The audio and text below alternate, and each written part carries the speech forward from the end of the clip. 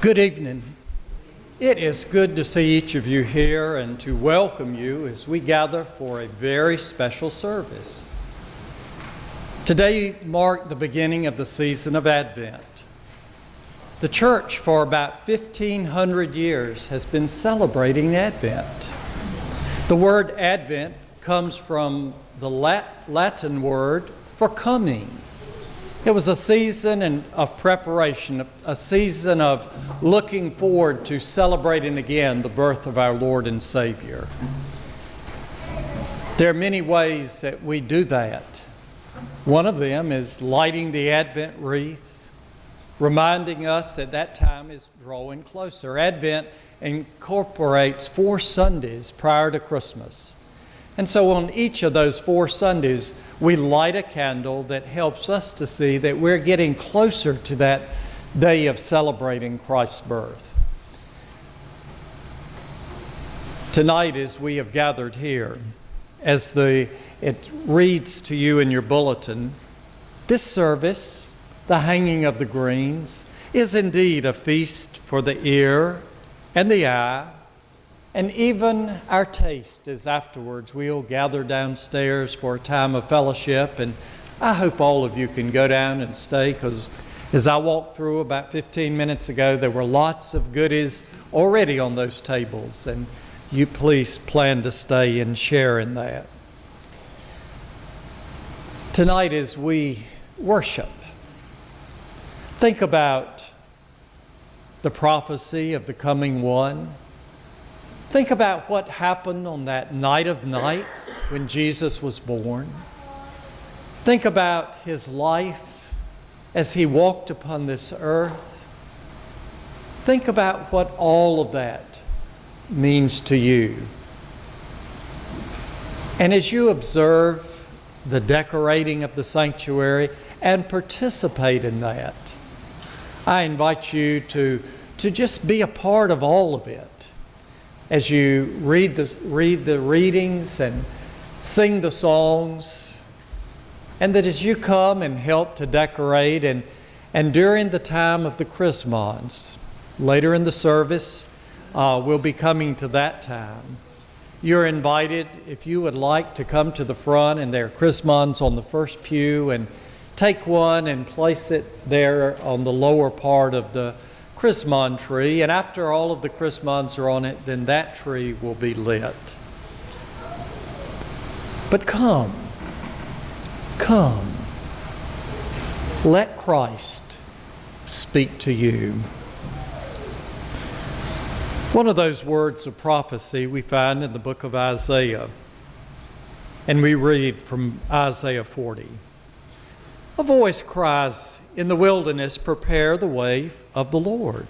Make straight in the desert a highway for our God. Every valley shall be lifted up, and every mountain and hill be made low. The uneven ground shall become level, and the rough places a plain. And the glory of the Lord shall be revealed, and all flesh shall see it together, for the mouth of the Lord has spoken."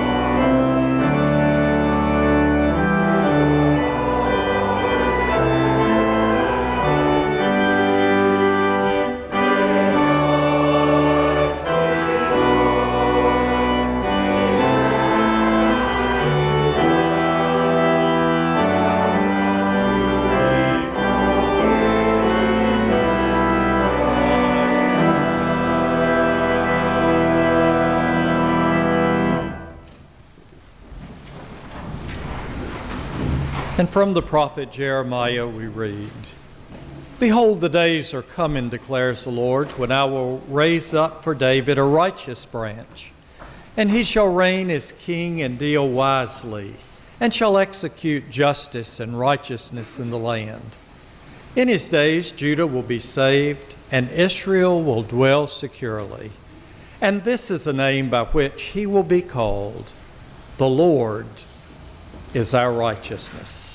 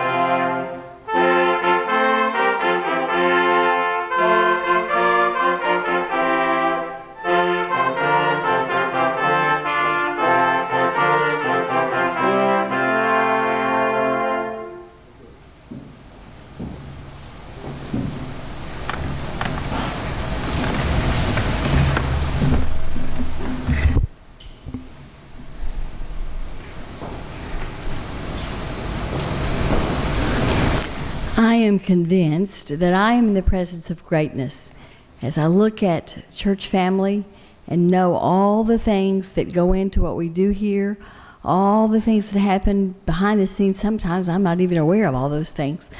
Many of you have had a part in setting this up and organizing it, and to each of you I say a special thank you from all of us.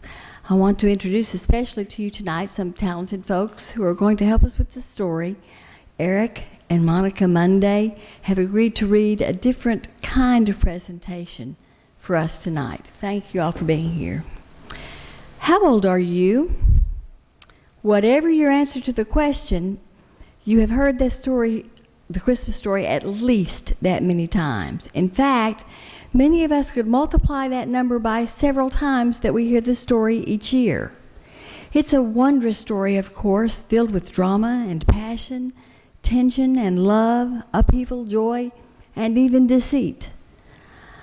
Unfortunately, being the human beings that we are, we tend to gloss over the obvious, ignoring the details of the story that may have become overfamiliar through overuse. Be honest with yourself. When was the last time you listened below the surface of the familiar words, imagining the emotions of a young couple about to give birth to their very first baby? When was the last time you honestly felt the wonder of the shepherds when they first looked inside that barn? When was the last time you felt truly overwhelmed by the enormity of the situation? Think of it.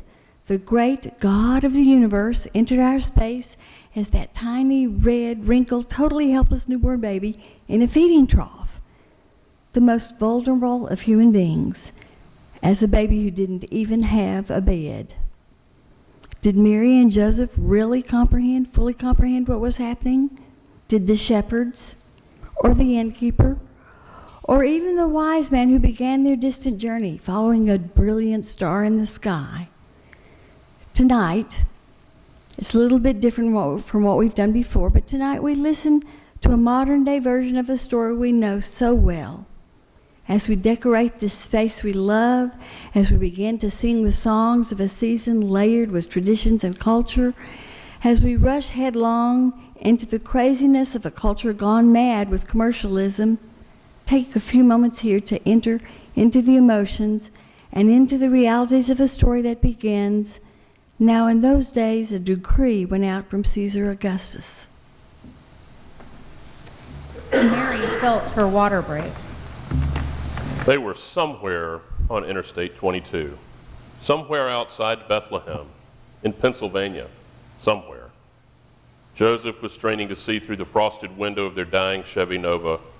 The snowstorm was much worse now, much worse. The squeaking, scraping wipers barely made it back in time to tear the gluey flakes off the windshield. And most of the time, he found himself driving blind, surrounded by darkness. Eyes straining to see down an icy stretch of coal-black road, well, as much of the road as one working headlight could illuminate. He glanced over at Mary sitting next to him. She was tucked deep into the seat. "You're all right, huh?" he asked for the 100th time. It was more a prayer than a question. "Mm-hmm," Mary answered back. It was all that she had the strength to say. Then she closed her eyes again and sank back into the freezing seat. She forced her mind to concentrate on the click whoosh of the wipers. She hoped she was reading all of the signs wrong. She hoped the contractions would slow up, maybe go away. She hoped. But then she didn't know the first thing about having a baby. This was her first. Joseph said, "When we get to Bethlehem, I'll find us a room real fast." And then he wiped the inside of the windshield with the palm of one calloused hand. The defroster had conked out. I mean, there's got to be something there we can afford, right? Something they could afford? Mary almost smiled. They couldn't afford anything. They had no money, no bank account, and worst of all, no credit cards. She had absolutely no idea what they were going to do until Joseph got his first paycheck. She didn't even know how they were going to pay for the baby. And Joseph was beginning to show the strain. He was normally a reserved man, no wasted gestures, no movement without purpose. But now his face was flushed red, and he anxiously blew on his hands, rubbing them hard on his pants leg. He absently fidgeted with dials and knobs on the dashboard, and a dozen times he tried turning on the radio, even though he knew it had been broken for months. He felt like he was going to come out of his skin. He boiled with worry, guilt, and shame. How could he have dragged Mary out here in freezing December, all because he couldn't seem to make things work for them back home? Mary couldn't find the words to tell Joseph their first baby was fighting to get out, that the child that they had waited for all this time was about to push headlong into a waiting world. Well, she hoped it was waiting anyway. What would Joseph do if he knew? Go to pieces in front of her? Fall apart completely? Mary was afraid of losing his strength altogether. Another contraction hit, and it caught her breath. That one was closer, much closer. That was supposed to mean something, wasn't it? "Tired, huh?" he said to her, and then he offered a small smile of sympathy. She smiled back. "Mm-hmm," she said for the 101st time.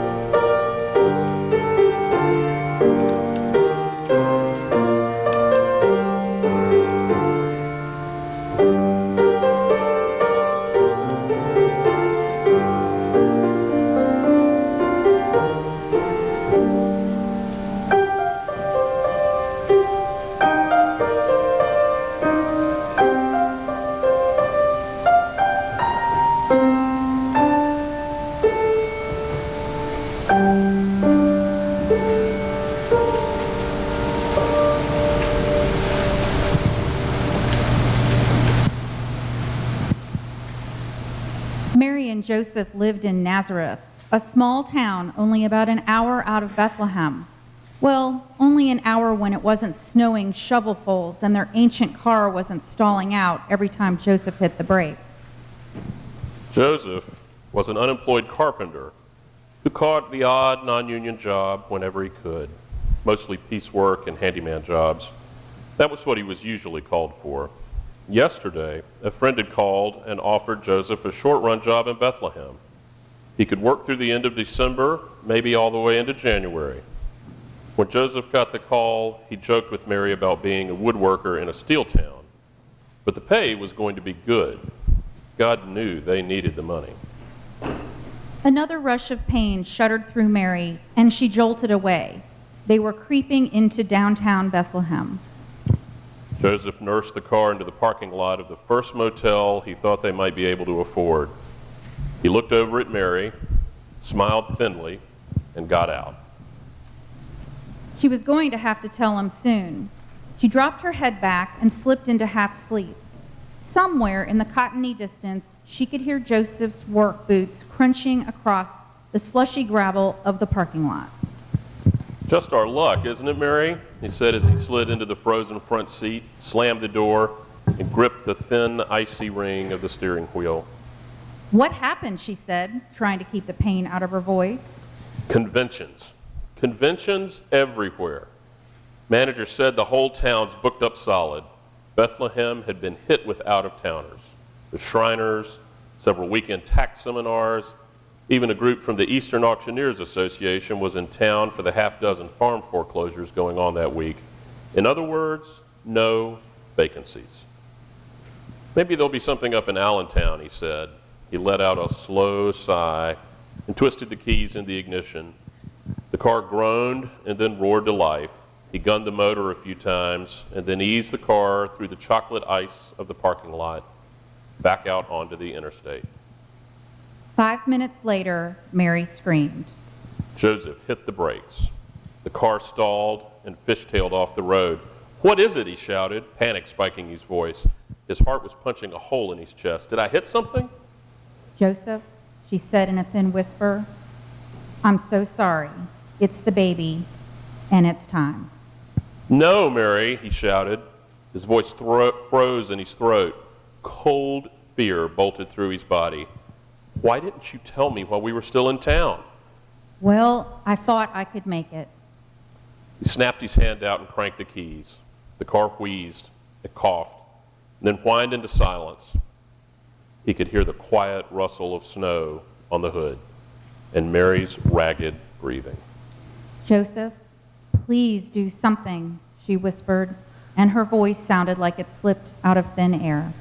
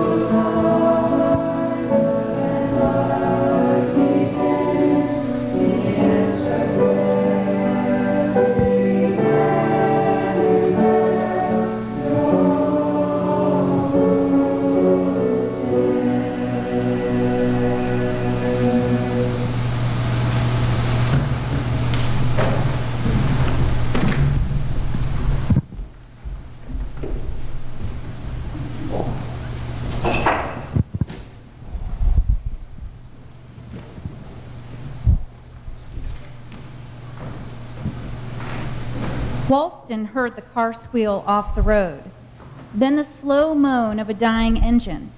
He could almost bet on the next sound he was going to hear, and he was right. The sound of footsteps crunching up the walkway to his farmhouse door.